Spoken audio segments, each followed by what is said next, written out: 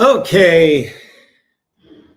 Every team's allowed one thud per season. Florida State's given us two already.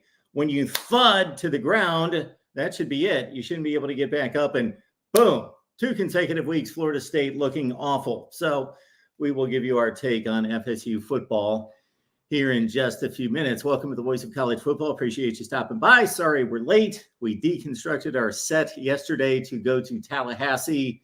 We thought better, and my college football intuition kicked in once again.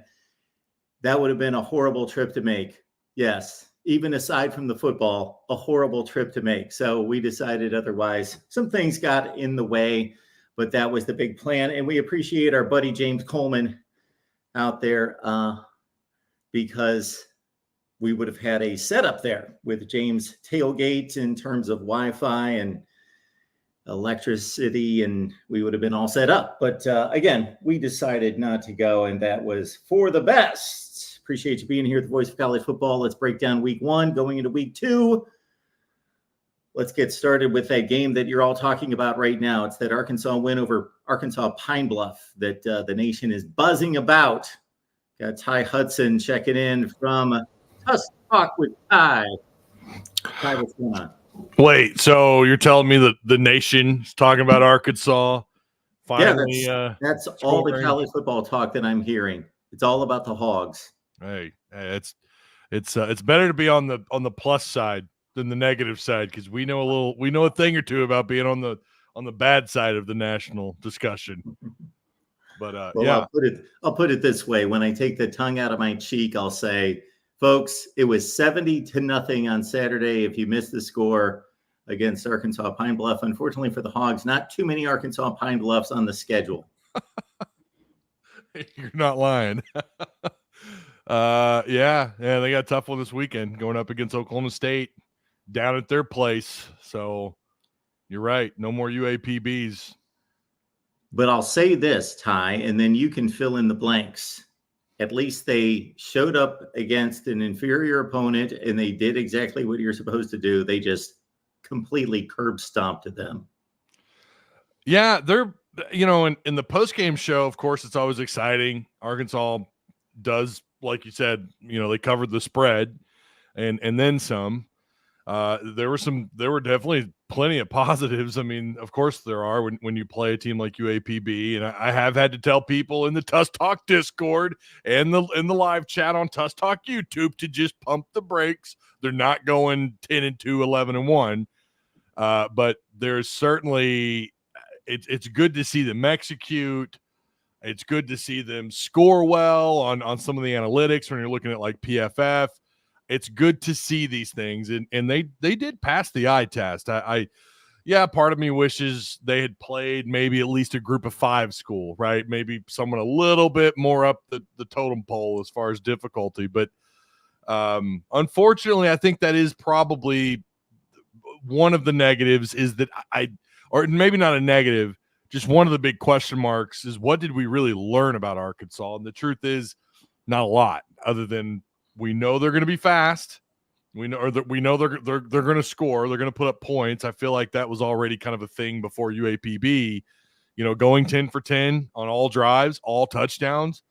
The only team to do that, and the first team in Arkansas to do that ever. I mean, it was incredible. The largest spread. And you think about all the bad teams they have played over the years. I think if I heard this correctly, they haven't won a game of that margin since like 1913, since like around the time of the Titanic sinking. So, I mean, there's that, I guess. But again, we just didn't. I don't know that we really learned much, and that's the question.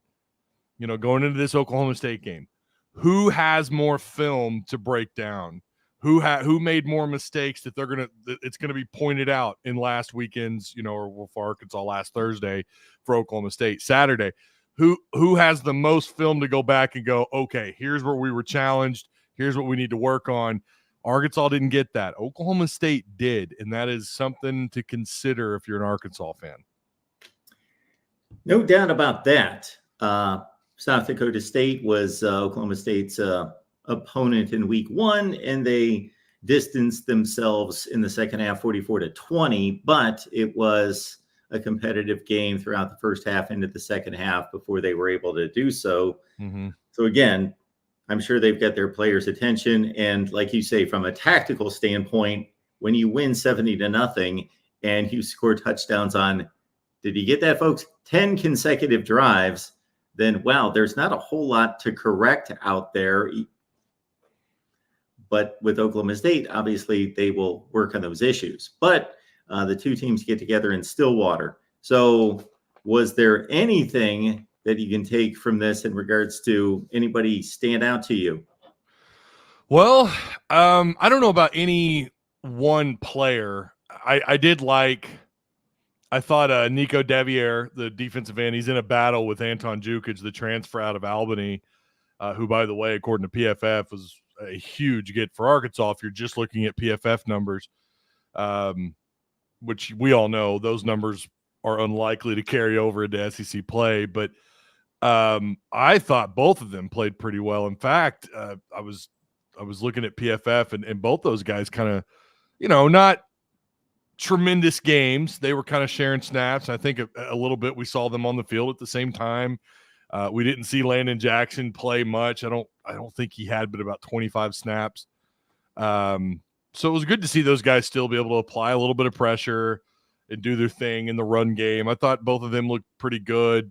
Offensive line, Carmona, left tackle, got, I guess, offensive lineman of the week in the SEC. And you think about all the scrubs that everybody played for their first matchup, that's not bad. Now, did Arkansas play the worst of the bunch? Probably. I mean, I don't know. I don't know how we really know that just yet, but the odds are likely that was probably one of the worst opponents that any SEC team played. I don't know how we really know that yet. Time will tell, but that's still pretty impressive. I thought, and I know the ultimate questions about Taylon Green, and listen, he did get off to a slow start, but his numbers kind of stand out a little bit just when you dive in a little bit deeper. Like his under pressure, he was 100% under pressure. He completed 2 of 2 there. When he was blitzed, that was the only area where he kind of struggled. He was 1 of 3 at 33% for 9 total yards. But for the most part, I mean, he was completing. He was really good over the middle. From 9 yards in, he was 7 for 7, which is good to see. He's not afraid to. He didn't start off great over the middle. When you look at his numbers between 10 and 19 yards, he was actually 3 of 7. A lot of that was early. I think one of those was a drop. But there's some things that kind of stand out for him. Of course, as a runner, we've been telling people all spring and fall camp, this dude could tuck it and run. That's exactly what we saw him do. He showed off a little bit of athleticism. And here's the thing. I truly, and I think this is probably pretty obvious considering their opponent, we know they didn't open up that playbook very much. They don't want to give away too much to Oklahoma State. So that's going to be an advantage for Arkansas. I think Oklahoma State did have to open up their playbook on both sides of the ball early on against their opponent because they played a much tougher opponent. So they did have to open their playbook up a little bit more. So that'll give Arkansas maybe a little bit of an advantage. We'll see. But yeah, I was pleasantly surprised. I think the biggest thing that stands out, maybe not just one player, although TJ Metcalf in the secondary, I liked his play, but it was the 10 for 10 and then shutting them out. I mean, it was just as close to a perfect game as you could get, as one could get. That's about as close as you're ever going to get. You shut the opponent out and you score touchdowns on every single drive. I mean, that's actually kind of absurd no matter the opponent. So we've got Arkansas as a 7.5-point dog on the road at Oklahoma State.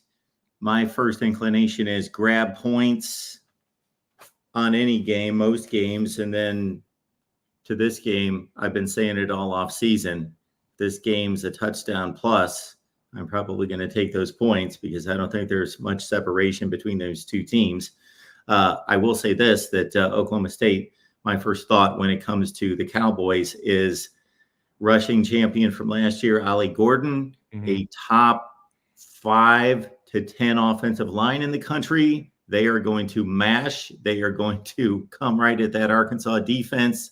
So Is the Hogs' defensive front up to the challenge? That's a good question, because my concern is I don't want to take anything away from Oklahoma State. I mean, listen, they've got like 18 starters coming back or something. The quarterback's like 35 years old. I don't know. He, they got Ollie Gordon, who is one of the top 5 backs in the country. This is one of those where I would argue Arkansas probably does have the talent advantage when you just look at, pull up any star map, right? Arkansas is going to have more stars compared to Oklahoma State. Oklahoma State usually lucky to finish in the top 35, top 40 in recruiting. Arkansas is just a little bit ahead of them. It's not a big gap, but it is there. So, and I do think Arkansas will have that advantage in terms of talent, but how much, I don't know. With Oklahoma State being at home, that's always tough. And with all that experience back, that's going to be tough. I don't know. I wasn't really blown away by Ollie Gordon. And someone in your chat said that Wet Blanket says Ollie. No, hold on. Oklahoma State didn't have to open up the playbook because they were in control the whole game. Wasn't any reason to. Okay, well, they went into halftime with an 11-point lead. Yeah, I think they opened up the playbook a little bit. I think there was certainly – I don't think they were ever panicking. I don't think they ever thought they were going to really lose that game. But I do think – I watched them a little bit. I have friends that are Oklahoma State fans, and a lot of what I saw was stuff that I saw last year. They're not afraid to bubble it. They're not afraid to draw it, and they're not afraid to screen it, and they're not afraid to go over the top when they think you're biting on Ollie. That's what they did. That is their bread and butter.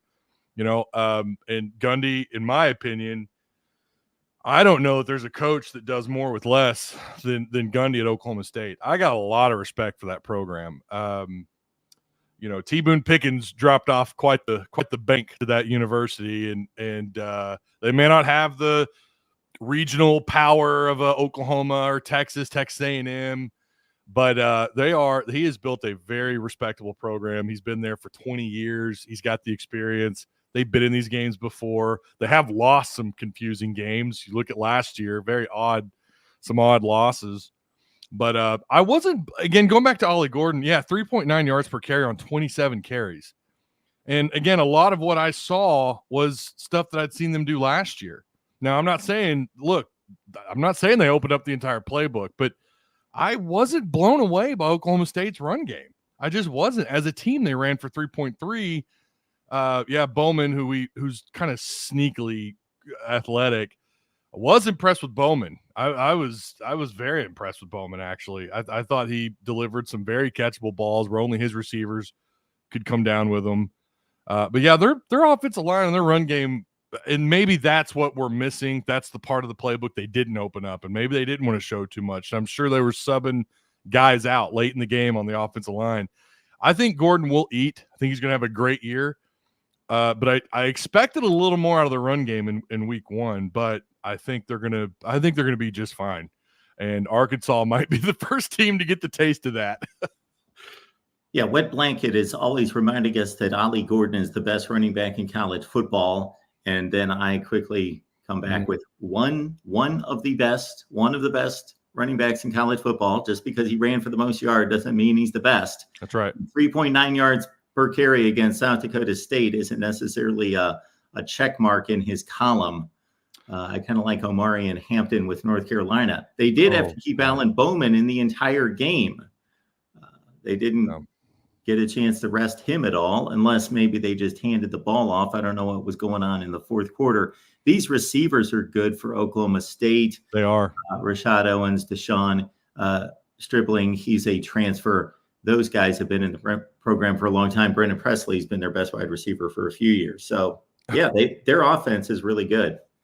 Yeah, it is. It is really good. And again, chat's reminding us that they're an 8.5-point favorite. Yeah, they're Oklahoma State. They're ranked. Arkansas's coming off a 4-8 year. Of course they are. Arkansas just played UAPB. We don't know anything about Arkansas. I agree. I think Ollie is a top 5 running back. He is very impressive. However, 2 of his best games were against bottom 20 run defenses in the country. I was doing the research preseason. He's pretty good at, I'm not going to say padding stats, but they're pretty good at getting junk yards in junk time. And that's kind of what maybe that's what they were trying to do, bump those rushing numbers up. I can't imagine Gunn doing that just for the sake of not stats. A knock against the Big 12, is it, Ty? It is, because I can't, I just don't think highly of that conference. Again, I would ask you this, and I'm actually glad you brought me on and we're talking about Oklahoma State. If Ollie Gordon, and let's just take this whole offense, including the head coach Gundy and the guy behind it, put them in the SEC, Ollie Gordon is still a really good back. Sure. I don't think he's a Heisman candidate. I just don't think he is with the gauntlet of the SEC. No way. I just don't. This conference is good at knocking those guys down a peg. Now, it may not be the defensive conference that it was, 7 or 8 years ago, but it is still a very strong defensive conference, and they win battles in the trenches in this league. I would have to review and study up on some offensive lines because that's the part that people don't necessarily look at, which is, of course, probably most important. But off the top of my head, I'll take Alabama's offense, LSU, Georgia, Tennessee, Ole Miss, absolutely. Maybe Missouri. You're talking just offensive lines over Oklahoma State? I'm talking offenses. Oh, offense. Their offense. Yeah, and I'm not, I am. Yeah, I am. Forgot Oklahoma and Texas. I'll take both of them. I am taking shots at the Big 12. I have no respect for that conference. I want them to be better. I'm pretty well noted on this show as I just don't think that highly of that conference. However, Oklahoma State is good, and that offense is good. I think they would be competitive in this league, and this is going to be a fascinating matchup on Saturday at 11 o'clock in the morning. I will answer your question. I do have Arkansas winning this game. I had Arkansas winning this game before the season started. I haven't really changed my mind on that much. Maybe I'm wrong. If the scenarios that play out for me are either Arkansas by a little, Oklahoma State by a little, or Oklahoma State by a lot. Those are the three things on the table.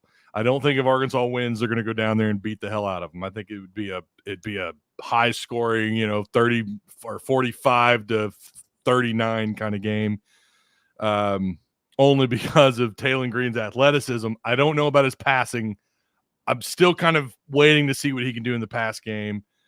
But yeah, I think Arkansas, just from a talent perspective, they're better. But Oklahoma State has advantages, being at home with all that experience. But I also look back last year and every year that Gundy's been there just about, they always lose games that are just, what the hell happened? And maybe this is one of those moments. I don't know. I know it's SEC. They've got a grudge, I think, against some of these schools. Everyone's got a grudge against the SEC, rightfully so. That's certainly going to play into it a little bit. But yeah, I like Arkansas, but not by a lot. I think it's going to be close, and I'm looking forward to it. It's whether I'm right or wrong, I don't care. You and I get paid to do the same thing no matter what. So, but I think it's going to be fun, and I can't wait for the post game. Assuming Arkansas wins, and if they lose, it'll still be entertaining. What's our game time and network situation? It's 11 o'clock on ABC. Okay, noon for me. Yeah, noon for you. ABC. Okay, it will be one of my games of choice then. It will be on one of my 3 screens, and I will probably do some instant analysis on it. It's a coin flip for me. I have several for Arkansas this year, but I leaned on that coin in the favor of Arkansas. Neutral field or at home, I would probably take Arkansas majority of the time. But again, we just, I made that prediction before the season started. And again, post UAPB, I still don't know if we'd know anything about Arkansas. That's the downside of scheduling a UAPB week 1. Like, what do you really know about your team? But if the conferences were playing, I'd pick the SEC. But teams are playing. Sure, if we had an all-star team from the SEC and from the Big 12, absolutely. Oh yeah, I'd probably spot the Big 12 about 3 touchdowns. Yeah, but it'd be ugly for the Big 12. Also, we got our buddy Ocean View Coffee Shop. I really should not be joining this Big 12 bashing. This is all Ty here. This is not me. I promise you, I want them to be good. I want more variety, more choices. I'm all about that, baby. Free market economy. We need competition. We don't need the SEC and the Big 12 dominating. We need the ACC and we need the Big 12, but there's just nothing about either of those conferences that are great. And I get the SEC is going to have, they might have some down weeks. They might even have a down year. But you and I both know, we've talked about it on countless shows. In fact, you've dropped knowledge on the SEC haters. It's just insane, some of the stuff that you've managed to point out, whether it's non-conference games compared to the SEC and those wins, bowl games and point spreads and all that. It's just so painfully obvious that the SEC and the Big Ten are it. And while there are good teams within like the Big 12 and the ACC, as a whole, those conferences just don't hold much water. And I wish they did. I really do. I will be rooting for the Big 12. I'll be rooting for them. I'll be rooting for the ACC. Surprise me. Unfortunately, we saw Clemson, Virginia Tech, what happened to them versus Vanderbilt, which was a really good game, by the way. Shout out to Vanderbilt. But that's just 1 week. We'll see how the year unfolds. Maybe this is the year the SEC takes a step back, the Big Ten takes a little bit of a step back, and then these other conferences like really show us what's up in the playoffs. Anything could happen. Listen, I'll be rooting for it. I'll be rooting for it. So if we're going to go through, and this is going to be a question for you, Ty, and we're going to open up this question for the chat as well. But let's review what happened this weekend here real quick. Okay. In the SEC, in terms of what mattered, we're not going to go through Missouri's 51-0 win over the Sisters of the Poor and all that business. This is what happened in the SEC, basically, is Georgia completely throttled Clemson. Clemson may win the ACC. Georgia's the best football team until further notice in the country. Yep. Okay. I think Ohio State might be the only team that could beat them. Maybe, and Alabama might be the only teams that could beat them on a good day. Good day. But Georgia, my goodness, they are loaded and they are airtight everywhere on that field, every position. Phenomenal. Okay, Georgia's phenomenal. They throttled Clemson. Clemson hung in the first half, 6-0, but they throttled them in the second half. Oh, by the way, Georgia was missing somebody.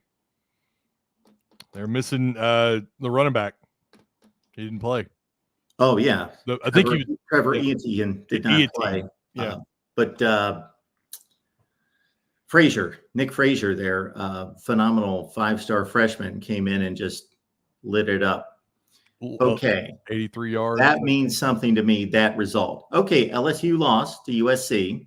So that's a knock against the SEC. However, if we're evaluating teams, if we're evaluating games, flip a coin.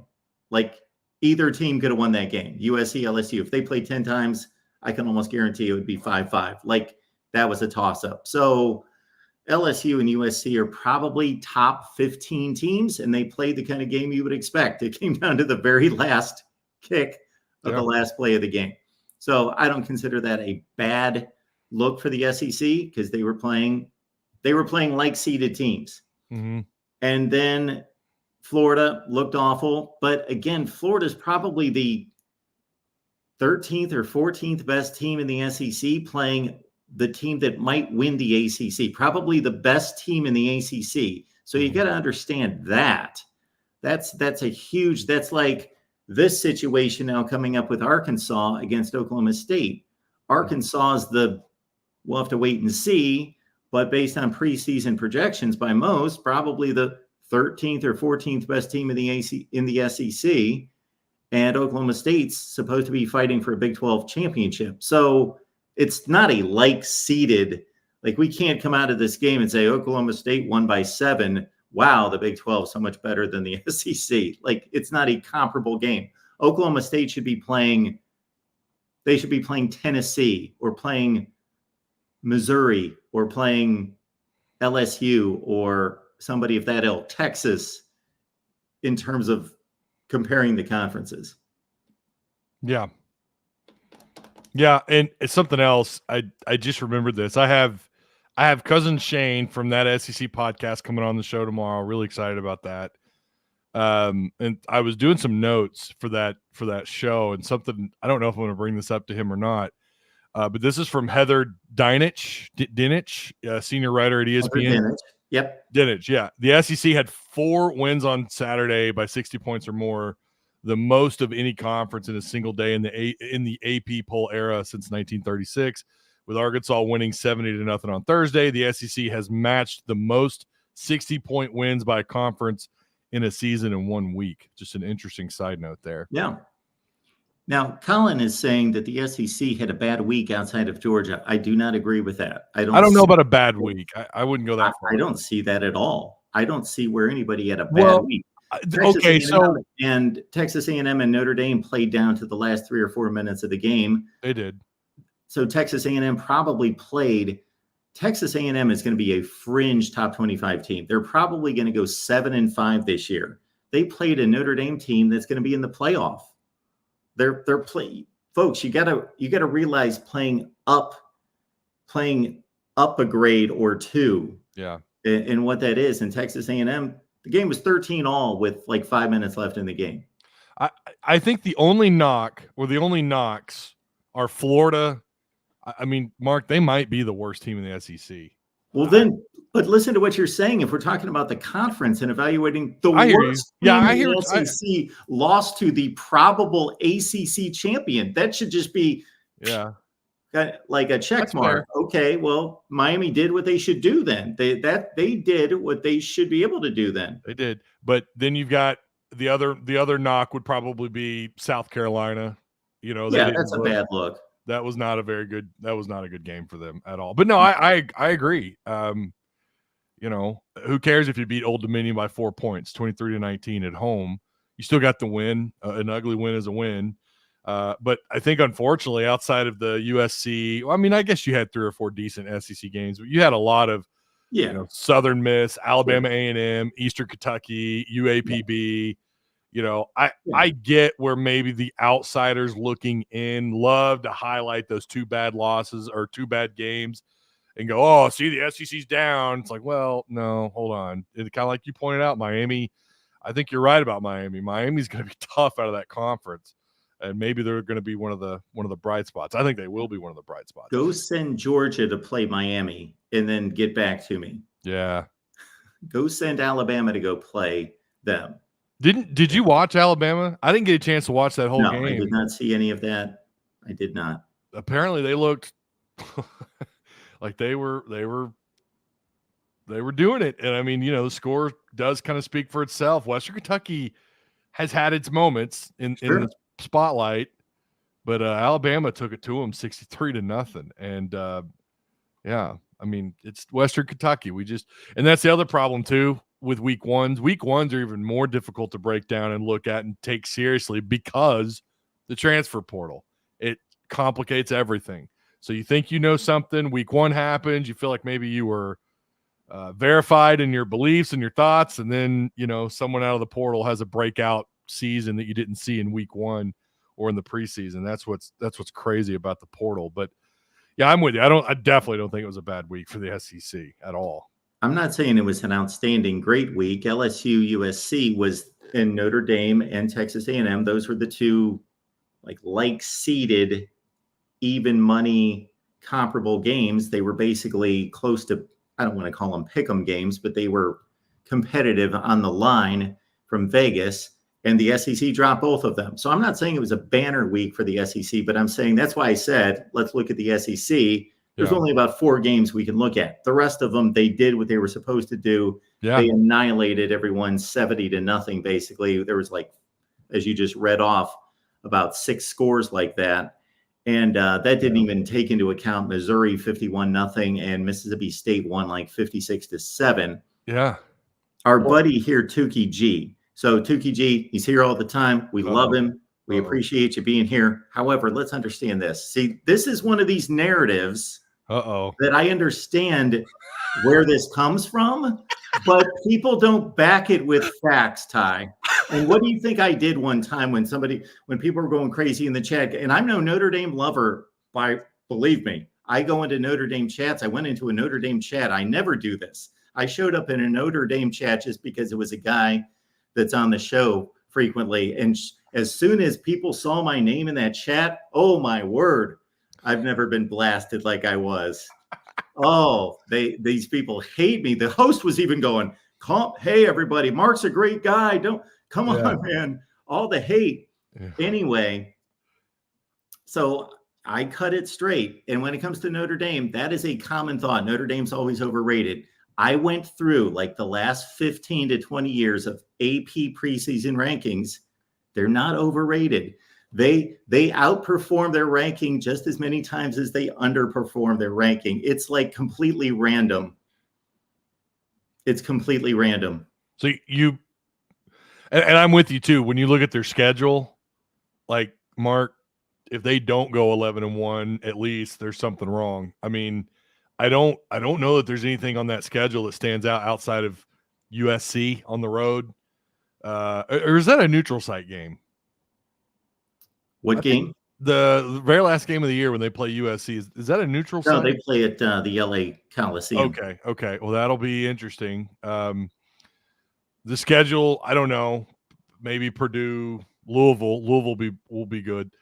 But yeah, I don't know. And I had to tell people, let's not overreact. A&M's trash. A&M's trash. They can't even beat an overrated Notre Dame. And I'm like, you guys realize that might be the best secondary in the country. Like that very well could be one of the best defenses. Now I get it. A&M, Elko's a head coach. They're not going to be known for offense, and they probably are 6-6, 7-5, maybe if they really turn it around 8-4.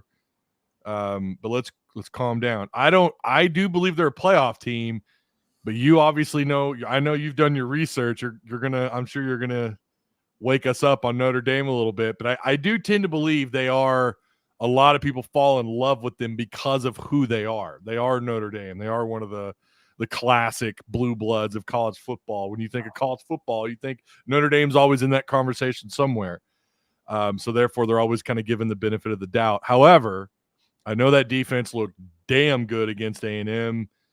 Well, I guess we'll find out if that was just because A&M's going to be bad on offense, or maybe they're just really, really that good. But that was actually a pretty, for a defensive football game, that was actually, I liked it. I mean, that's kind of, that felt like old school football. Yes. And Notre Dame looked the part. I mean, it was fun to watch for me. Don't get me wrong. I love watching the game as well. Yeah.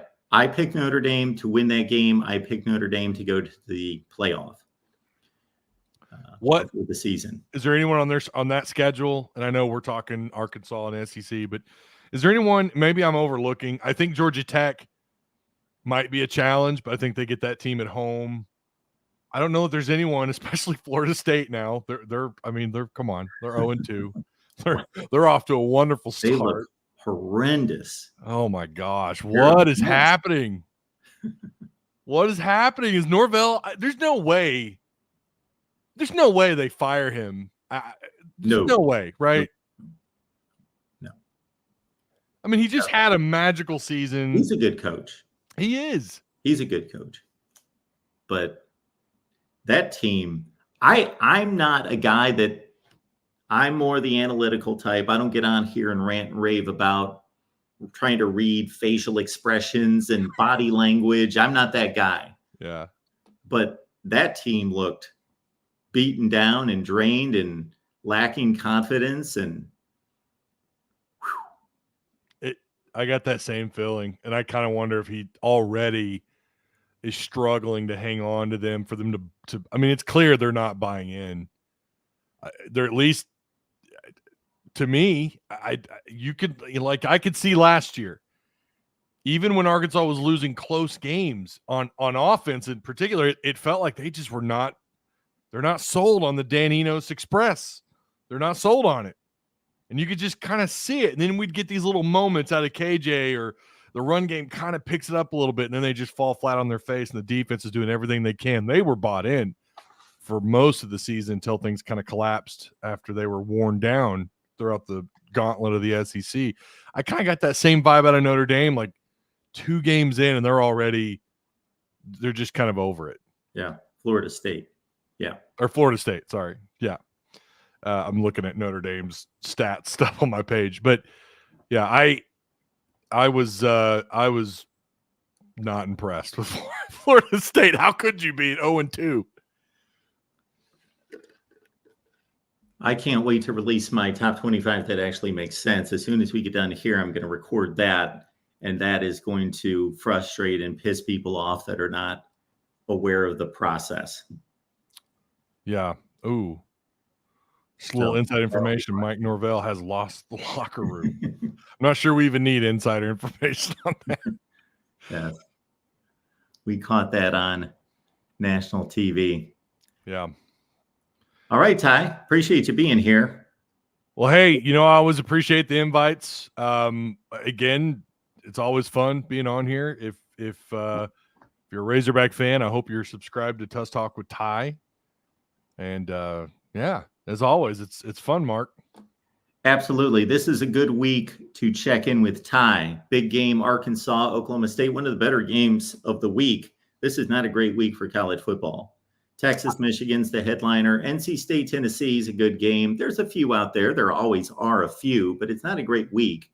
So this is one of the better matchups of the week. Arkansas, Oklahoma State, there you heard it, 11 Central, noon Eastern. And hey, might as well check out this guy leading into the game. That's right. Appreciate it, Mark. All right, Ty. Good to see you. Have a good one. See you.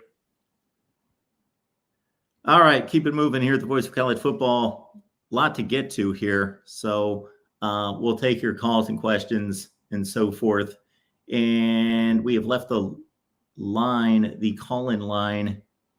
It's on X, and it's also here in the chat somewhere.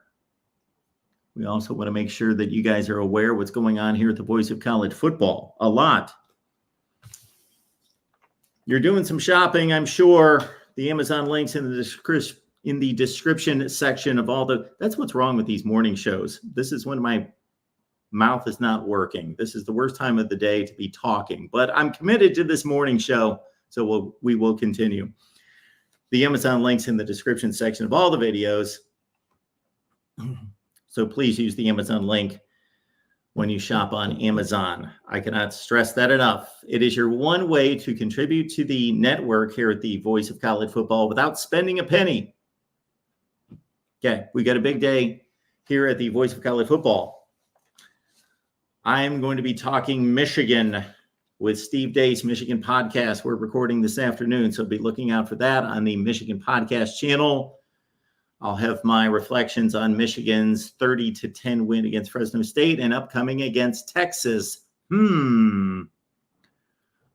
Eastern, the Iowa Show with Corey Bratta.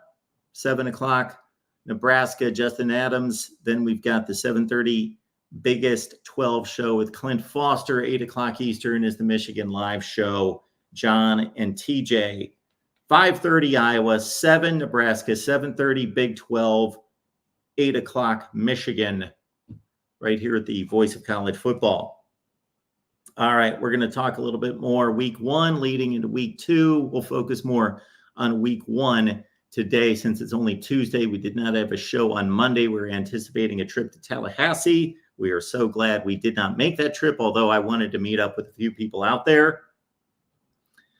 Glad I did not make that 8-hour round trip. So we did not go forward with that. So we will continue with our thoughts on week one. But first, we would like to hear from our sponsor. College football is even more exciting with some action on the line. And the games are even better when you're cashing in. And the Voice of College Football is the place to be to get the greatest value. Let's start with my picks. 75% against the money line, 58% against the spread. I've got a 40-year track record. In fact, in 2023, at $100 played per game, you would have netted over $9,300. And guess what? I'm just the warm-up act. Steve Merrill, our ace in the hole, show stopper from Wager Talk. 6 years with the Voice of College Football, over 30 years in the industry. Steve gives us analysis on all the big games, but you can't miss Steve's weekly under-the-radar pick, which went 21-5 against the spread the last 2 seasons. I repeat, 21-5 against the spread. You also get picks from some of our top analysts here at the Voice of College Football, including Steve Dace and Matt Zemek. Become a YouTube channel member or Patreon member for just $99 per month. Go to the main channel on YouTube, click join, and select the betting tier. Do the same thing on Patreon. Make 2024 a winner now. All right. Appreciate you being here at the Voice of College Football. We do this every day, 10 a.m. Eastern time with you. So make this a regular habit each and every Monday through Friday, 10 a.m. Eastern time. We'll be here for an hour. We would love to go for overtime based on your interest in the show. So please contribute and we will go for overtime. And there was a comment made by Tukey G, and I wanted to get to it. 1989M, thank you for that compliment. We appreciate that. Tukey G, click the Amazon logo, click on the link. It's in the description section of every video. So maybe I'm missing something there. Maybe something has changed that I need to correct. So thank you for that, Mike. Amazon link. So Mike can attest for everyone. If you click on the Amazon link, so I understand you want to keep track of your purchases. There's an Amazon history. You've got an account. You've got your own account. You don't want to use another link. I've seen it done. I've had friends sit right next to me. I've said, test this out. Try it. I've had family members. I didn't do this once. I did it like 12 times. Sit down. I want to see you go on your Amazon account or use our link, see what it does. And it instantaneously, those people in Amazon, they're smart. They figured this stuff out. Instantaneously, it goes to your account. So it still keeps track of all your purchases, knows who you are, all of that business instantaneously. So please use the Amazon link. If there's an issue with the Amazon link, or Tukey G said something about there possibly being an issue, I don't know what that would be, please let us know. I guess we're going to keep talking Notre Dame, is my guess. I don't know why I would say that, but I just got a hunch. Will, how you doing today? Doing good, Mark. Doing good. Yeah, excited about the A&M win. I mean, that's the win that Notre Dame's needed for years. Finally got a big road win over our top 25 team. But, I mean, I want the team to do as well as possible, and I felt like they should have won the game by 3 scores, but the penalties have to stop. No more games with 99 yards worth of penalties. So if we get that cleaned up, get the downfield passing working, I feel like the team can play at its potential. Yeah, that would be the one thing missing from Saturday night's game, but it was that kind of game, and Texas A&M is stout on defense. So I was pretty impressed. I would expect Riley Leonard to play a little bit better going forward. He was a little shaky at times early in the game for much of the game. And we knew that Notre Dame's offensive line would have issues because they're so inexperienced. I don't know that I've ever heard a stat of an offensive line, especially at a place like Notre Dame with 6 starts coming back. If you go through, as I do, every offensive line in the country in the offseason, they all have 80 starts, 120 starts, 6 starts. So these guys passed a big test. Was it perfect? No, but they got better as the game went along, and they played in a very difficult environment. That was impressive. Yeah, I mean, I feel like a lot of times the Notre Dame offensive line gets worse as the game went on, but credit to the strength and conditioning, Lauren Landau, new strength and conditioning coordinator, for getting the team to get better as the game went on. And they weren't cramped. The heat didn't seem to bother the Irish at all, but it did seem to bother the Aggies, surprisingly. Yeah, our buddy D-Rock Irish letting everyone know that Notre Dame played the only significant game of the weekend. Clearly, yes, that was the case. But I did say prior to this weekend that Notre Dame, this game was more important to Notre Dame than any game to any team this weekend. I do believe that. Mark, do you think it's just, what do you think was going on with Florida State? Like, do you think it's just them, like, this time, like, the portal giveth and the portal taketh? Like, sometimes it works when you rely on it, and sometimes that happens?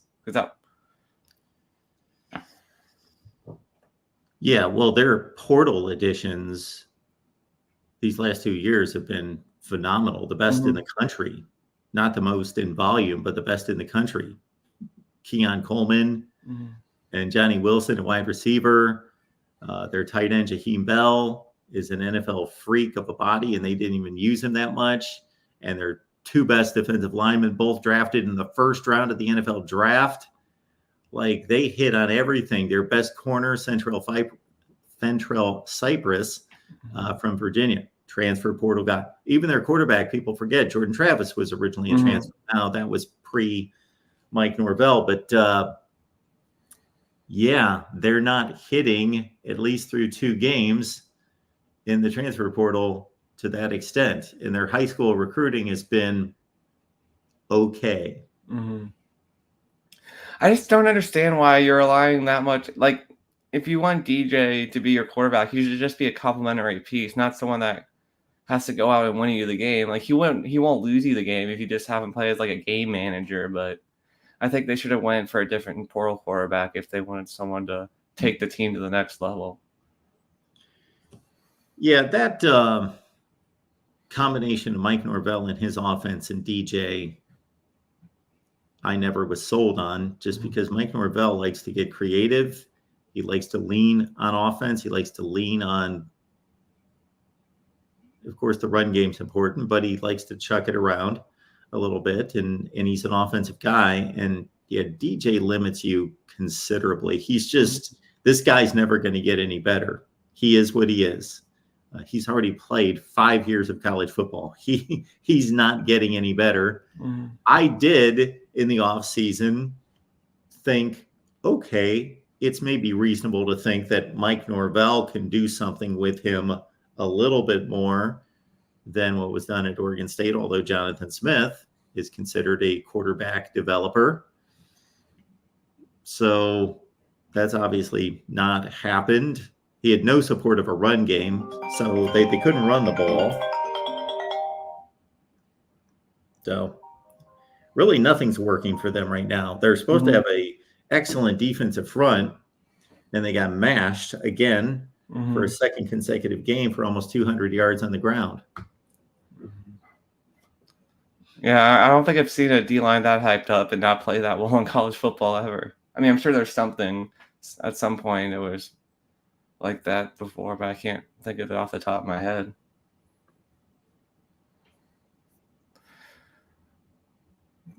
So who, Mark, if you had to predict, who do you think would be in the ACC championship game right now at the end of the year? Do you think Clemson would still get there? I mean, I know it's kind of a toss-up. I would go with, of course, Miami looks the best. And they've got the best talent. They've got the best team. And I did not pick them to go to the ACC championship game just strictly because of Mario Cristobal and because they haven't shown us anything. But based on week 1, now, is anyone going to be surprised if Miami's 6-3 8 weeks from now and is struggling to get to the ACC championship game? I won't be. They've collapsed in the past. So, but best quarterback in the conference, best offensive line, best weapons, best defensive front. They have the best team. They've got the best 2 deep. They have no excuses not to make the ACC championship game. However, everyone, that was not an ACC game. They still have to win all the ACC games. So it looks like it's all laid out there for them just to make their way to Charlotte with no issue. But so that's the obvious choice. I think that the other spot is between Clemson, NC State. I don't know for the time being. I'm going to settle on those 2. Maybe SMU. I'd like to see them play somebody in the ACC first. They mashed somebody in the FCS this past weekend, but they barely beat Nevada. But I think they have the skill position players to pull it off. I don't know if they've got the line play, but I was an NC State guy in the offseason. I took a shot at a bit of an underdog selection, but of course they didn't play well their first game. Grayson McCall missed a lot of throws in that game. But that would be my championship selection today, Miami and NC State. That would be fun. And Texas, Michigan will be interesting to see if how much Michigan can improve from week 1. Although Fresno State's kind of the App State the West Coast Appalachian State. So I'm going to be interested to see how much they can improve. Or I'm just surprised they didn't go out to the portal and get a quarterback if they didn't believe that Alex Orji would be ready. But I guess they overthought how much they could develop him. Well, Davis Warren's their quarterback, it appears, and he didn't play badly. Yeah, he wasn't bad. Of course, they didn't ask him to do much. I don't think Michigan fans should be overly concerned. I think that this game shows them to be what we should have thought that they were going to be, a limited passing attack, run the ball. Although the one concerning point would be they couldn't run the ball until the fourth quarter. So if that's the case, then they are going to have some issues this season if they can't run the ball, because that's what the whole thing's predicated on. They basically have a tight end who's one of the best in college football, but the rest of it's not impressive. Mm-hmm. Well, I'll be interested to see. I feel like Steve Dace, when I'm looking at his Twitter, he's all doom and gloom for this season for Michigan. So he was not happy with how they look. So it'll be interesting to see how you guys mash it up. But thanks for having me on, Mark. Just wanted to talk a little Irish and other college football. Cool. Thanks, Will. Appreciate you being here. Yeah, I get together with Steve Dace this afternoon. I will have to brush up on what Michigan did against Fresno State because I got to say I didn't watch that much of the game, but I will be watching and taking notes to see what everyone has to say about Michigan and how I look at that Fresno State game. They were only up 23-10. Fresno State had the ball with about 4 minutes left at the Michigan 10.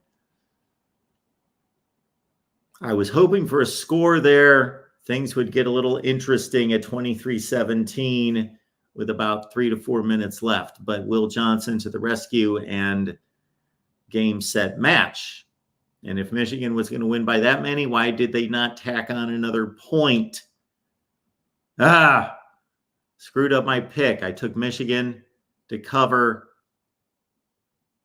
21.5, whatever it was, 21.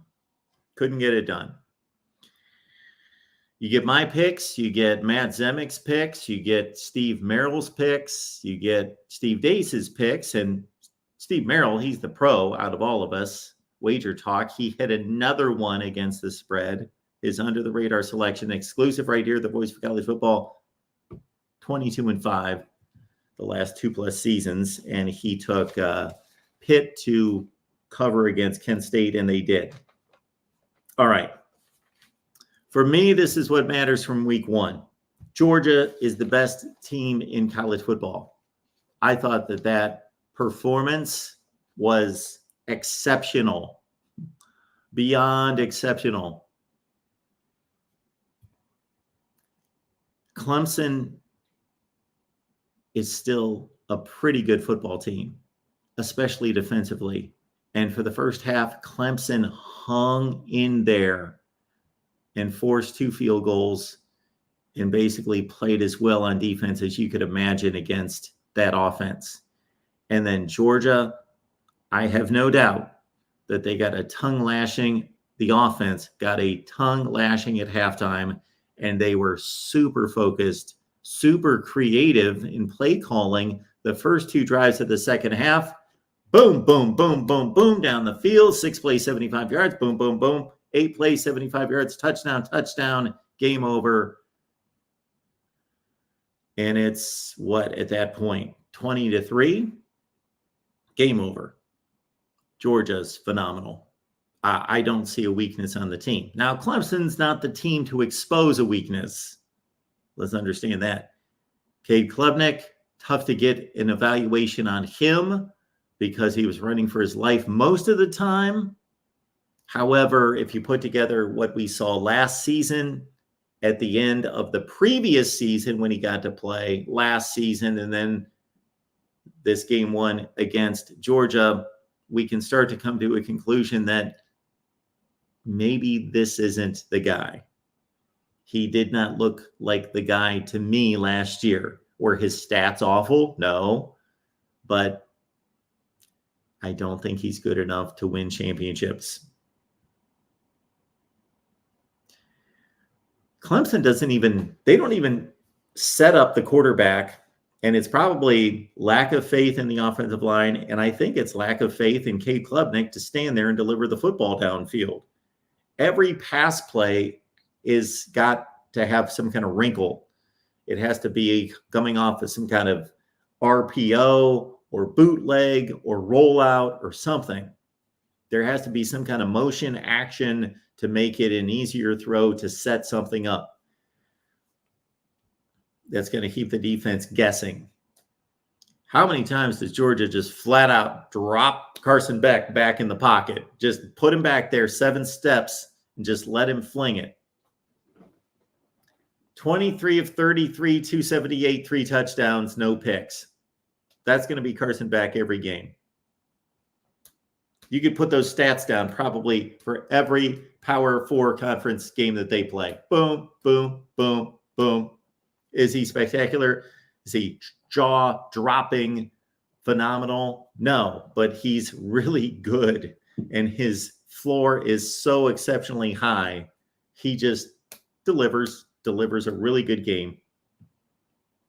I can't remember seeing him really playing a bad game. So Georgia's the best team in the country. That's my takeaway. That doesn't mean that they can't be beat. I sometimes make these statements and then they come back to haunt me because people are like, you said Georgia couldn't be beat. No, I said that they were the best team in the country as of right now. Can't wait to see Ohio State play Iowa, Oregon, Penn State. Okay, that's my first take, Georgia. Again, as I mentioned to Will and said before the Notre Dame Texas A&M game, this is the most important game for any team playing week 1. And guess what? Everyone played week 1. So this is the most important game for any team. Notre Dame going to Texas A&M. Well, not pretty. And again, this offensive line was exceptional in terms of the situation, taking that into consideration. Now, people are raving about the Notre Dame secondary, and I was super impressed as well, and I do think that they're that good, but Texas A&M is not good throwing the football. Connor Wigman could be, but the offensive line's not good, and the wide receivers are limited. So big thumbs up for Georgia, of course, and for Notre Dame, and for Miami. Florida's not good. Graham Mertz was not good. The offensive line wasn't good. There was nothing about that game that Florida was ill prepared for that game. Miami is not, from a talent standpoint, if we're just measuring speed, quickness, ability, athleticism, Miami's not that much better than Florida. Now, when you put it all together as a team, they are obviously significantly better than Florida, much better than Florida than I anticipated them to be. I thought that they were better than Florida, but not by much. And I did pick Florida to win the game.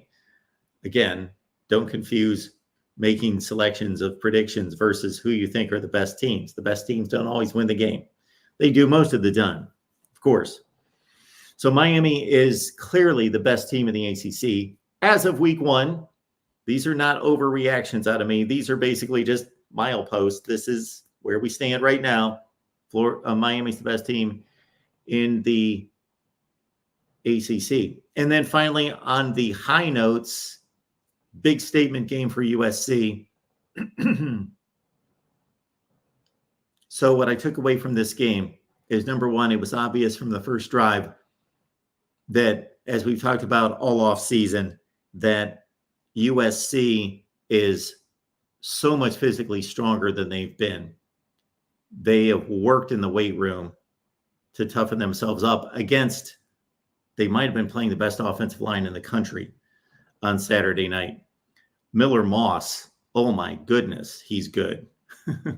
He is so good.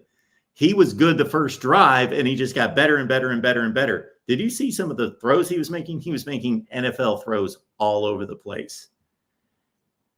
Miller Moss probably had the best quarterback game. I don't care what the stats were. I'm sure they were phenomenal. but Miller Moss probably had the best game of any quarterback against a good team, against talented players. One more note on USC before we get to a distinguished caller here. One more note on USC that should be more impressive than any of what I just stated. But again, the defense was mighty impressive because even though we play this game in week 1, me included, when one team looks good or maybe one offense or defense looks really good, then we question the opponent to say, well, how good was their offense? USC's defense looked really good, but how good is LSU's offense?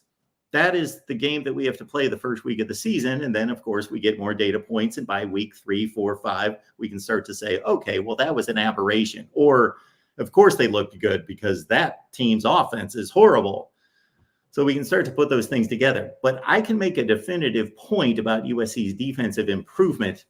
LSU, I know, has a good offense. I know they have a good offense. They have freaking studs at wide receiver that are going to be playing in the NFL, especially Kyron Lacey. They have an NFL tight end. They might have the best tight end in college football, Mason Taylor. They've got one of the best offensive lines in college football. And their quarterback, for as good as Miller Moss was, Garrett Nussmeier was better in the first half. So they played an offense that I know is really good. Is it as good as Jaden Daniels' offense last year? Probably not, because the guy scored 50 touchdowns. But USC played well against a good offense. All right. Here we go. Corey's stopping by. Look at this. I couldn't wait till the show at 4:30 because I know it's going to be filled with lots of Levi Stevenson, correct? You got Levi coming on? Levi. Why is the camera not? This is the wrong camera. Let's make sure we got the right camera here. So before we unleash Corey on everyone, this is Corey Bradda from the Hawkeye of the Storm, if you're not aware. So Corey and I get together every Tuesday, 5:30 Eastern, or as Corey likes to set it straight, 4:30 Central, where it counts. And of course, more importantly than that, Corey Bradda from the Hawkeye of the Storm. That's his YouTube channel right here, folks, if you were not aware. Okay. I just have to admit, and I don't want to get it. I don't want you screaming or hollering at me, but I just want to say something. I am disappointed in you. Okay. And you know why I'm disappointed in you. Yes, you know why I'm disappointed. You don't like my haircut. No, I love the haircut. Oh, okay. But I'm a little bit disappointed. I think you've been spending too much time over on the USC show because you're all about this win over LSU. And I'm just disappointed that you would jump to those conclusions 1 week into the season when LSU has done nothing. What conclusions? I'm not saying USC is going to win the Big Ten. No, you told me that it's the best win the Big Ten has had at a conference in years. That's ridiculous. That's ridiculous. You can't say that. You can't say that. You can't say that unless you go through each team and find me the win. I did. I went back a few years ago. Wisconsin won an Orange Bowl. Like, what are we talking about? No. I said regular season win. Okay, I didn't see regular season. Okay, well, that changes that. I didn't hear you say regular season. Bowl games, of course, they've won. Yeah, well, okay, they just won a national championship. So that moves the needle a little bit. I didn't hear you say regular season. Regular season games. Regular season games. I guess I go. Here's what I go back to. All right, here's what I go back to. 2021. I'm gonna give you a perfect example because I'm an Iowa guy. 2021, Iowa beats Iowa State in Ames. At the time, everybody thought that was a huge win. People thought Iowa State was a darling for a BCS Bowl. Mark, you can't sit here and tell me that this win right now is better than that win was at that time because you don't know. I'm paid to project things to a certain extent. Okay, but well, hang on just a second. Yes, Iowa went to Iowa State. I remember the game very well. Iowa State was coming off a Fiesta Bowl win. They were loaded coming back. Brock Purdy, offensive line, Breece Hall, Charlie Kohler, Breece Hall, tight end, yes, receivers, yes, Breece Hall, everything. And they were just okay that year, 7-6, lost a bowl game. Okay, got it. Point. LSU delivers almost every year. They're not Iowa State. They're in two different universes. What's the difference? What is the difference when we're projecting? They're loaded with talent. At that time, LSU has so much more talent than Iowa State ever could dream of having. We were projecting Iowa. What are you talking about right now? Those guys at the top you just read, Brock Purdy, Super Bowl, Breece Hall, starter. A couple dudes, not A the couple entire dudes. roster, not the entire two deep. You can't compare that Iowa State team to an LSU team. Too deep. Top like 25 players on the team. No. Again, the top 3 players, if sure. we want to talk about talent levels, then let's not play the season. If we want to talk about projecting talent rankings, then let's not play the season. Because you and I both know that just because a team is uber talented, they don't always perform well. Part of the game is still coaching. Part of the game is still coaching and improvement. I'm not even selling LSU as a great team. I picked them to go 9-3. They may not even do that, but they're a good team. I would guess that, first of all, I think let's preface what we say here. I would guess that you're right. I would venture to say that you're going to be right, that they are a good team. Thank you. But at the time of Iowa's win against Iowa State, I would have said the same thing, that was a good Iowa State team. Now, I wouldn't put LSU at that time. I wouldn't put LSU now ahead of where Iowa State, I projected them to be at that time. And nor would you have. They were coming off a Fiesta Bowl win. And that's one example. I haven't combed through all the schedules. That's one example. If you comb through the schedules, it's very thin. So you're telling me that Iowa's win against Iowa State in 2021 was near the top? Is that what you're saying? I think you know what is contained in my brain in regards to remembering schedules and results. And I can quickly go through the Big Ten. Again, folks, this is just regular season. Michigan just hasn't flat out played anyone. The last time that somebody beat somebody this good, outside of Ohio State, because they've played Notre Dame and Oklahoma and all these teams in the last 5 or 6 years, is Michigan beat Notre Dame, a team that finished fringe top 10 in 2019. 5 years ago.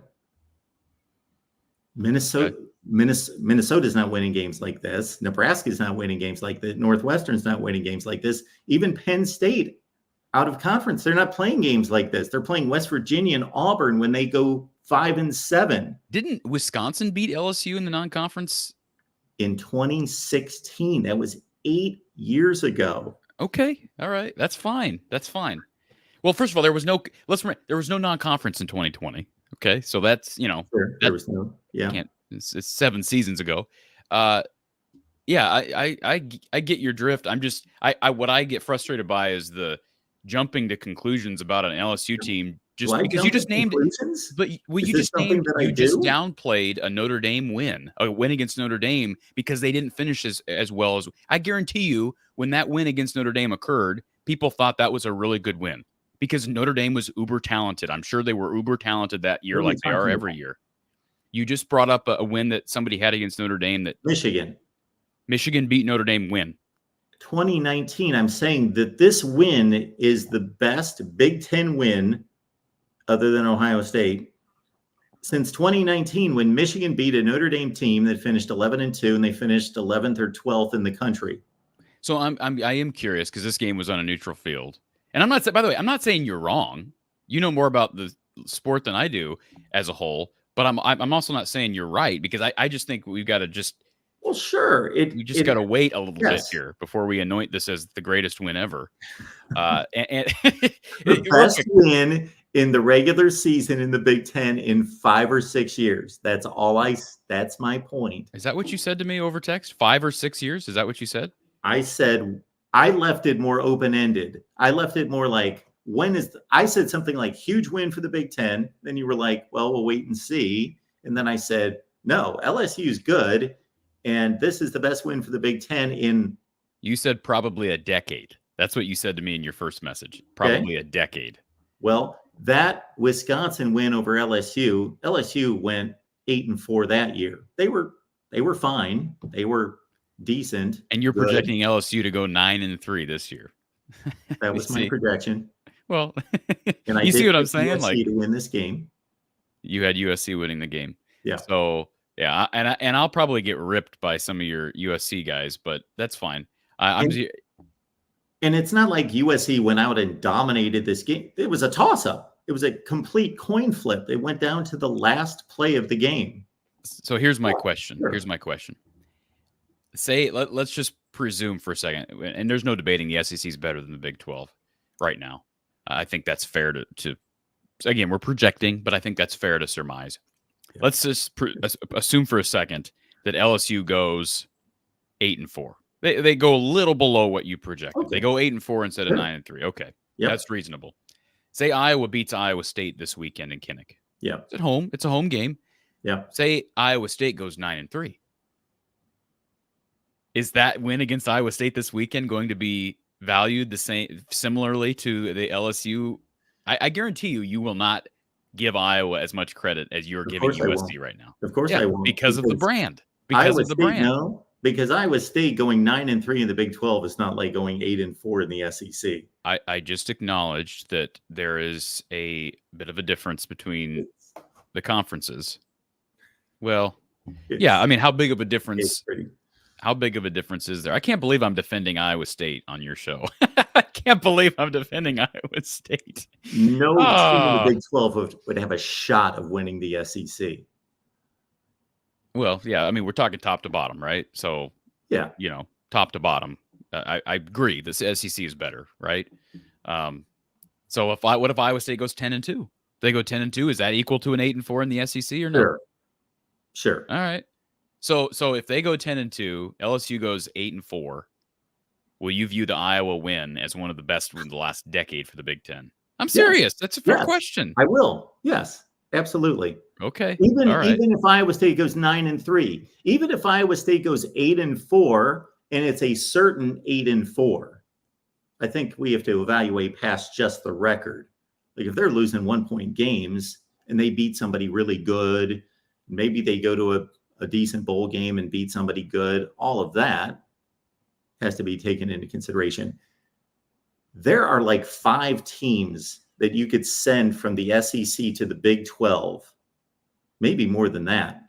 And I'm not saying that they would win the Big 12, but I'm saying I agree. say that they wouldn't win the Big 12. Yeah, I agree. I think there are a couple of teams from the Big 12 that you could put in the SEC that would have a chance at least to get to the championship game. Possibly. With the changes at Alabama. Yeah, maybe. I'm not saying that definitely. Maybe. Well, you I don't see it. I think Utah, year in and year out, would compete pretty well in the SEC. No? Yeah, they'd compete. Sure. They'd be an 8-4 team most of the time. So what else you got for me, Mark? I just, like I say, have you come out with your top 25? It's going to come out. It's going to be rather entertaining, as you can imagine. Okay. Because it's all about the 25 best wins of the week is what it's about. Yeah. So I'm working. Did I tell you this? That there's a platform that wanted me to submit a top 25 this year. So I'm doing a top 25, and I'm of course not branding it like you are, but you and I feel the exact same way as it relates to ranking teams. So I'm going to be submitting, and they've got this big conglomerate of media people from all these different teams, and so they list. You know how they show all the different rankings in this huge grid. So they're going to have that each week, and I'm going to be on one of those lines, and I'm just anxious to see this first week how ridiculous mine looks compared to everybody else's. So let me ask you 2 things. Number 1, can you unveil what platform this is? Yes, it's no, it's not a secret. Okay. It's Apollo. Let me find it here. The fact that I have to find it. So they let's see here. Apollo. Yeah, Apollo Sports. They've got 22,000 followers on Twitter. So they have their top 25 that came out. So they're at Apollo_SportsX. Okay. So, anyways, so we'll be looking out for your top 25. And so let me ask you this: we don't want you to unveil it. We want people to find it. I don't believe, it doesn't sound like you're going to go to quite the extreme that I go to. No, I'm going to go. I haven't even made it yet. So that's Okay. one thing that's on my list for today. I haven't gone through and created it yet.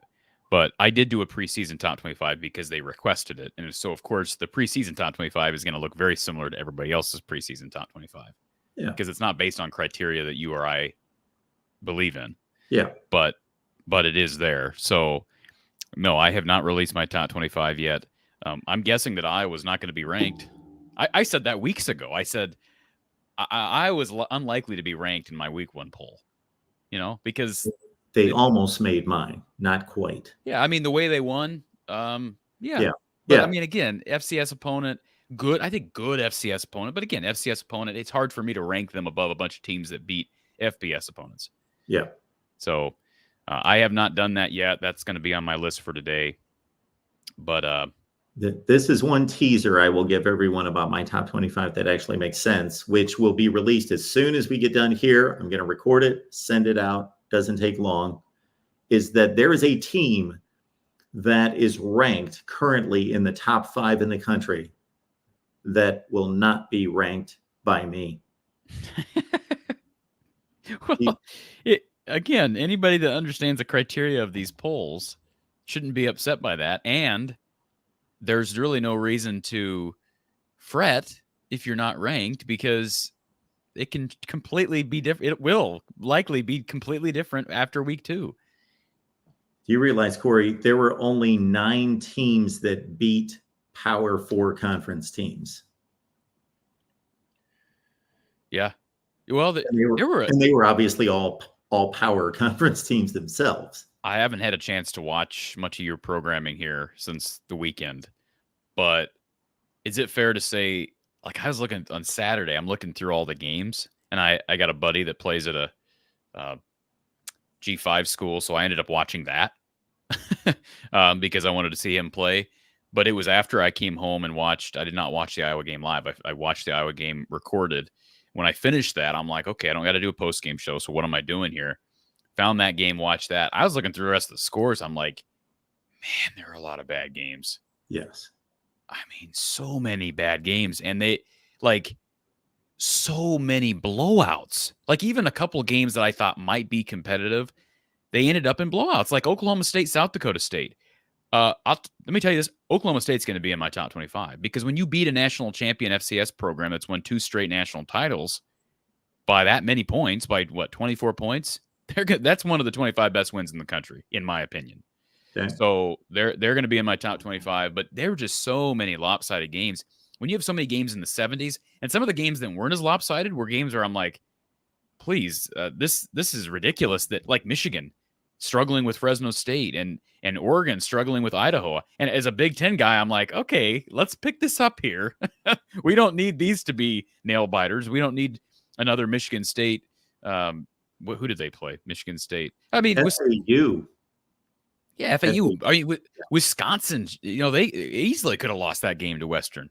Easily could have lost that game to Western Michigan, and pulled away late. And it doesn't show that on the final on the scoreboard, but that game was very much in doubt. And if it's not for a muff punt by Western Michigan inside their own 20 in that second half, we may be talking about a Wisconsin week 1 loss. Mm-hmm. I mean, it just dominoed after that. So I'm trying to pull up here my top 25 just so you can see it from preseason and compare it to, not that you really care here, but where is it here? This is, Penn State was impressive. Yeah, so I didn't get to watch that game, but again, blowout. I mean, I mean, and that was on the road in Morgantown, correct? Yes. Yeah, that's great, but Yeah, I just like to see it. Week 1, you want to see some competitive games. Like, the best game was Notre Dame A&M. Yes. So Saturday, there was the big triple header on ABC was Georgia Clemson at noon.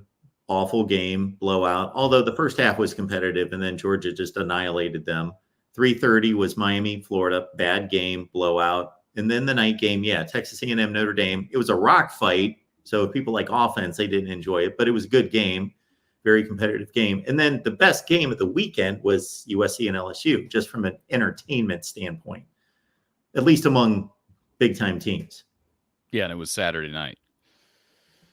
Sunday. Excuse me, Sunday night. Yeah. And so yeah, do you mind if I share my No, top 25 here? Let's give this a look. And this is again the preseason Top 25. Yep. So nobody. I'm guessing Florida State's on there somewhere, and they have. Yeah. They are the disappointment of the season.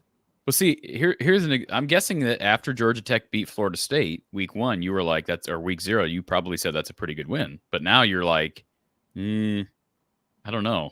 I don't know that you can even say that.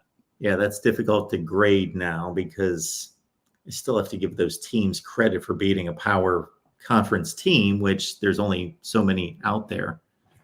Okay, so here's this is what their grid of top 25 voters looks like. So let's see if I can I zoom in here? Hopefully you can. All right. Zoom in here, you see my rankings here. So these are affiliates from all the different media outlets. So here's my top 25. And there are some differences. I think I voted different than a lot of people did. There you are, from the Hawkeye. Okay. From just basically projecting all this, right? Is it possible to highlight that line? Oh boy, I don't know. Yeah, actually, I can highlight that. Okay. It's hard to follow across, I know. So I mean, a couple things. I had I think towards the end of my top 25, it looked a little different than a lot of people's. So I would probably focus in on that. Let's see, who did I think I had Utah. Yeah, I mean there was a lot of variation. I mean, I didn't look through everybody's top 25, but Louisville I had ranked. I don't think many people had them preseason ranked. So what stands out to me, you've got Ohio State 1, Georgia 2. Most people had Georgia, but there were Ohio State votes, obviously. And then your top 5 looks pretty standard. Your top 10 does as well. You had Florida State at 11. Who's at 10? Michigan. Oh, okay.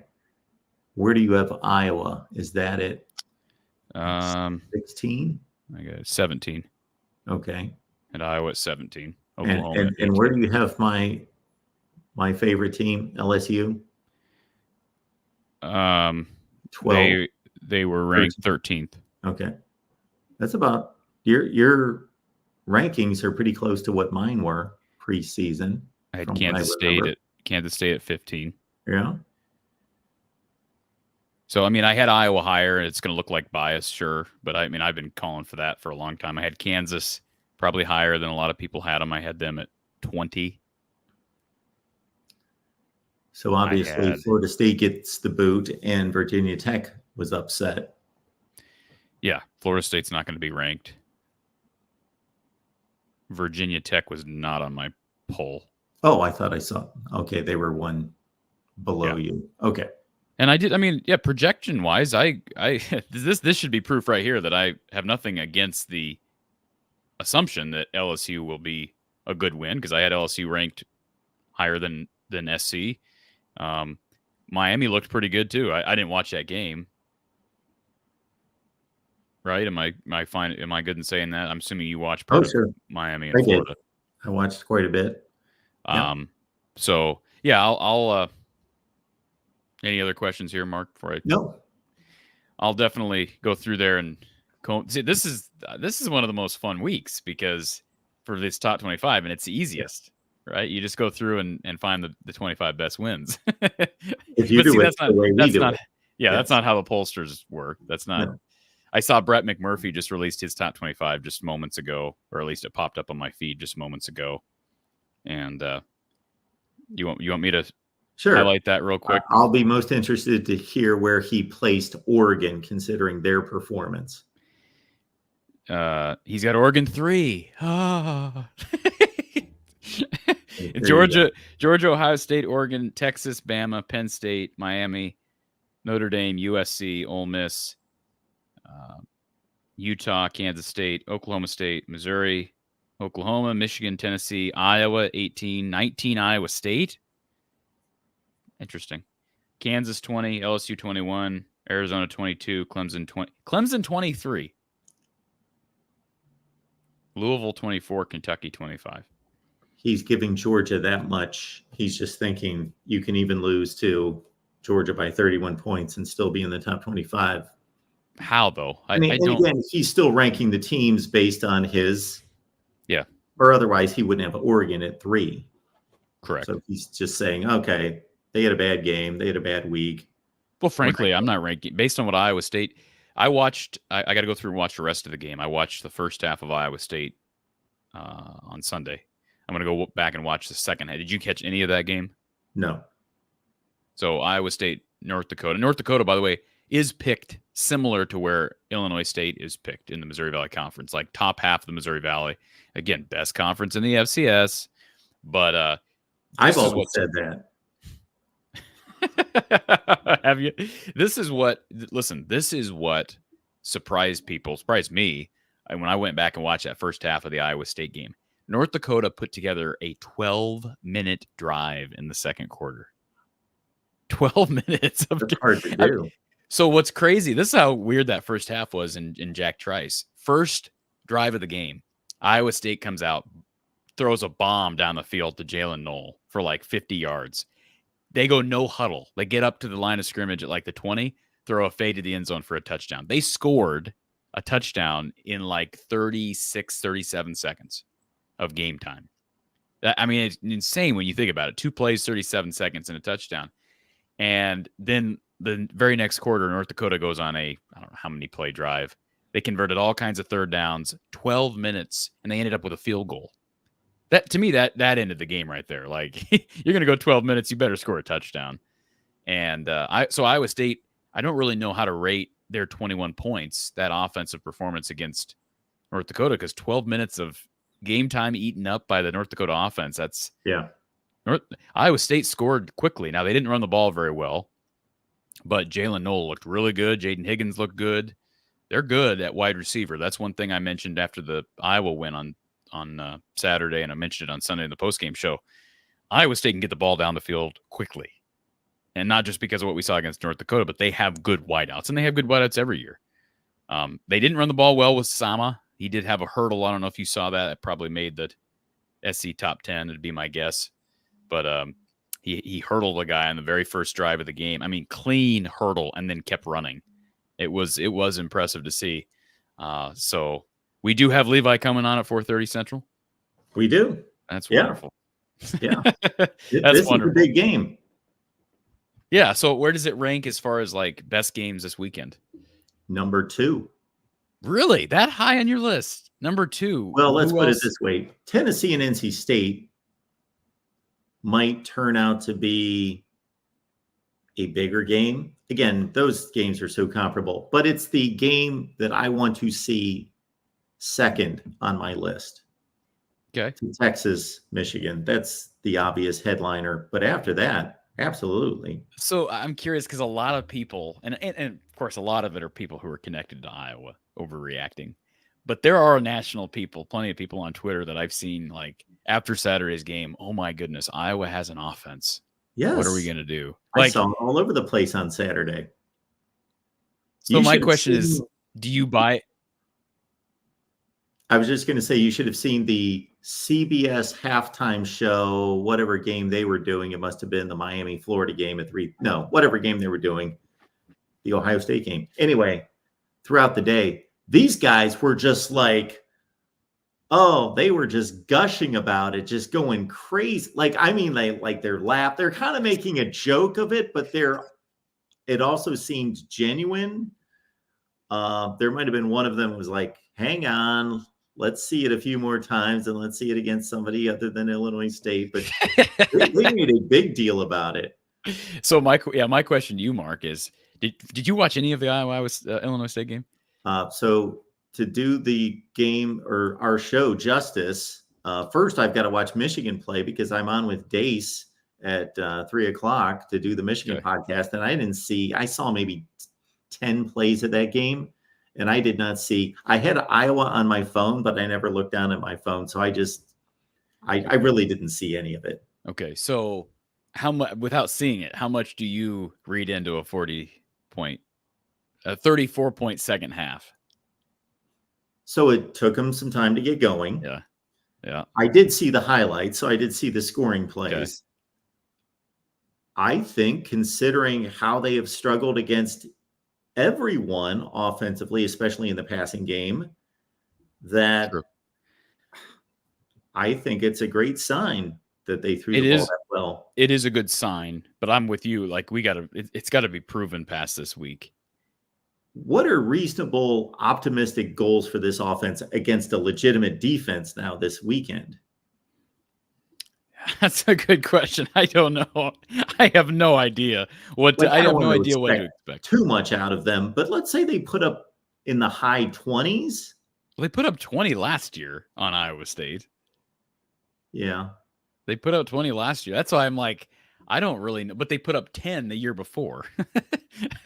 So I don't know what to. Here's the deal. Like, if they go out and I think more so yardage is what I'm going to look at than anything, than points. Sure. Because, I mean, Iowa's defense has consistently put up points and helped the points per game average year after year. And I didn't look at the box score, but I did see Caleb Johnson hit a huge day. Well, and he had a huge run. I mean, like a 65-yard run. That changed things a little bit. And he didn't play in the first half. He was suspended for the first half. Violation of team rules. Jazz Patterson didn't play at all in the game. So, yeah, I mean, and then everybody's ogling over Reese Vanderzee, this true freshman that comes in and gets 2 touchdowns. But I'm at the same place with him as I am with the rest of the offense. I got to see it again. I have to see it again because it's Illinois State.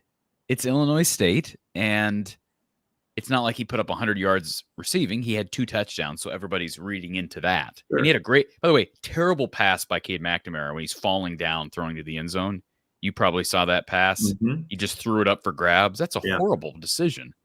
Yeah. But when you have a guy that can go up and get it, that's a luxury. But they have not had that in recent time. Okay, Corey, how about this on Saturday? 200 yards passing, 120 to 30 rushing. I would take it. I would take that. Yeah. They got to be able to effectively move the chains on the ground. And in first half of the game against Illinois State, I mean, they scored 6 points in the first half.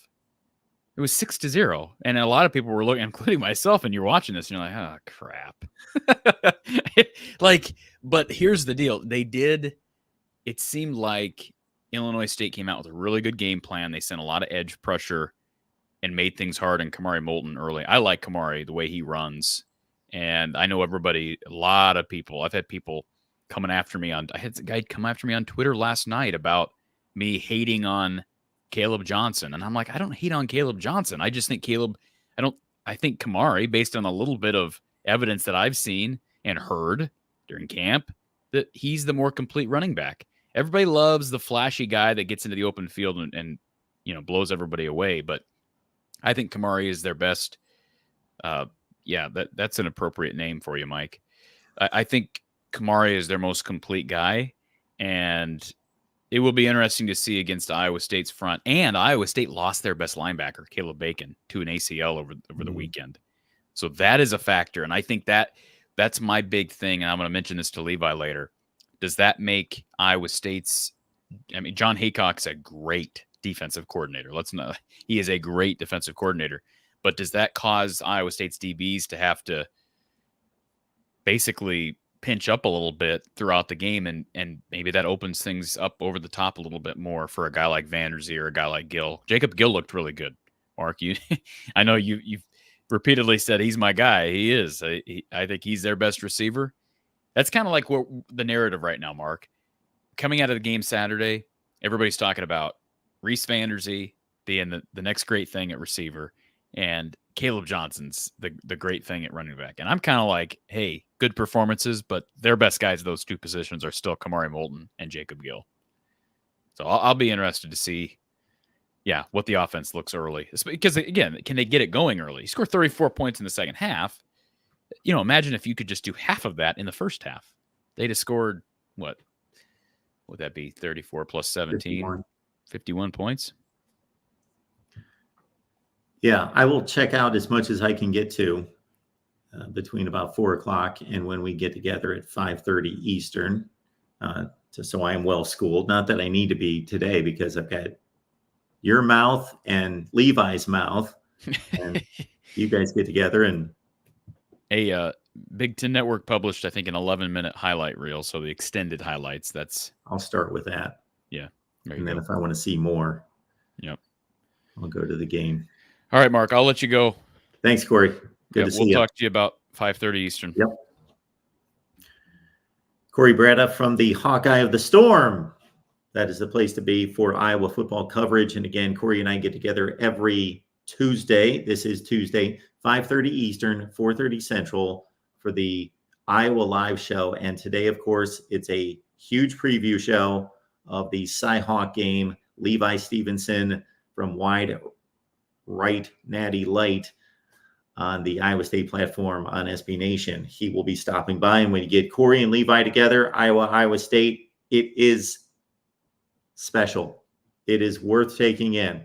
5:30 Eastern, Iowa's channel right here at the Voice of College Football. Will ND chiming in here. Appreciate you being a member for 16 months, Will. Forgot to ask this on my call. Did you see Brian Kelly's press conference? I only saw the pounding of the fist because as soon as I heard about that, I found a clip that just basically said he was angry with his team. This is the first time he's ever been angry with this team. I don't know if he was extending that back to Notre Dame or Cincinnati, but this is the first time he's been mad at this team. And they let that game go. It's not like they had a 21-point lead and blew it, but they were up a score. They got 2 consecutive stops. They had 3 opportunities on offense to score a touchdown and go up by 2 scores mid fourth quarter. So we're talking late in the game. They had the opportunity to put their foot on USC's throat, and they failed to do it. So he was upset about that. And that's all I saw is I wanted to see the quick. I don't make a big deal about it. Brian Kelly has lightened up in recent years, despite what we saw on Saturday night after the game. I don't know that he did anything else that was over the top. He's mad. He said he was angry. I have no issue with that. I have no issue with Brian Kelly. He seems to have become a nicer person. I don't know if that's him just changing his public persona or if he has softened as he has aged. But he's not as just like, there were a few times while that game was unraveling that I expected when they cut away to the sideline to see Brian Kelly, I was expecting him to be blowing a gasket. And he was just, you could hear him you could see him talking on the headset. And it seemed like he was just trying to figure out what went wrong. What are we doing? What are we going to do next? He was being very, I didn't see him blow his temper. He waited for the post game, but did not on the sideline. He just figures, hey, we need to get to the playoff, and we just blew a game here that is going to be extremely crucial to us getting to a playoff. Now, are they done? Is their season over? Of course not. But man, their path is narrow. 10-1, narrow. Maybe 9-2 the rest of the way, narrow. But most likely they have to go 10-1 to get to the playoff. Folks, we do appreciate you being here, the Voice of College Football. We do this every Monday through Friday.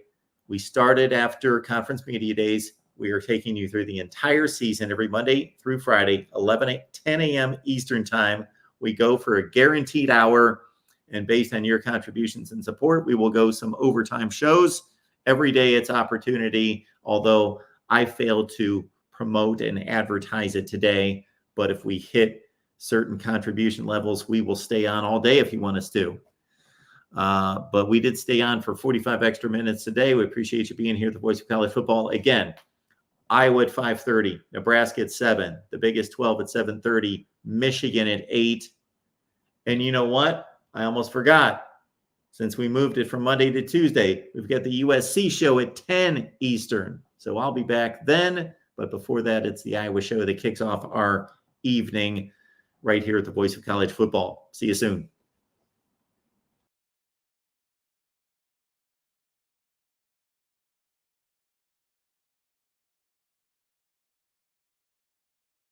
College football is even more exciting with some action on the line. And the games are even better when you're cashing in. And the voice of college football is the place to be to get the greatest value. Let's start with my picks. 75% against the money line, 58% against the spread. I've got a 40-year track record. In fact, in 2023, at $100 played per game, you would have netted over $9,300. And guess what? I'm just the warm-up act. Steve Merrill, our ace in the hole, show stopper from Wager Talk. 6 years with the voice of college football, over 30 years in the industry. Steve gives us analysis on all the big games, but you can't miss Steve's weekly under-the-radar pick, which went 21-5 against the spread the last 2 seasons. I repeat, 21-5 against the spread. You also get picks from some of our top analysts here at the Voice of College Football, including Steve Dace and Matt Zemek. Become a YouTube channel member or Patreon member for just $99 per month. Go to the main channel on YouTube, click join, and select the betting tier. Do the same thing on Patreon. Make 2024 a winner now.